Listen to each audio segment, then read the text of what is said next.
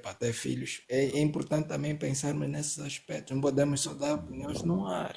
Quando há casos de mulheres que são estéreis, os homens não têm muito Os homens não impedimento de ficam fazer com ele ou filhos arranjam fora. segunda mulher. Não, geralmente os homens fazem filhos fora. Isso não os impede Sim, de não fazer até porque filho. para uma mulher Mesmo vai ser porque as problema. famílias, nos casos quando as mulheres são estéreis, as famílias geralmente que vão já dizer pro senhor, olha, essa então não vai te dar filho. Essa aqui, Obrigada. Quem mandou coração, Mana Luçoque. Obrigada, minha irmã.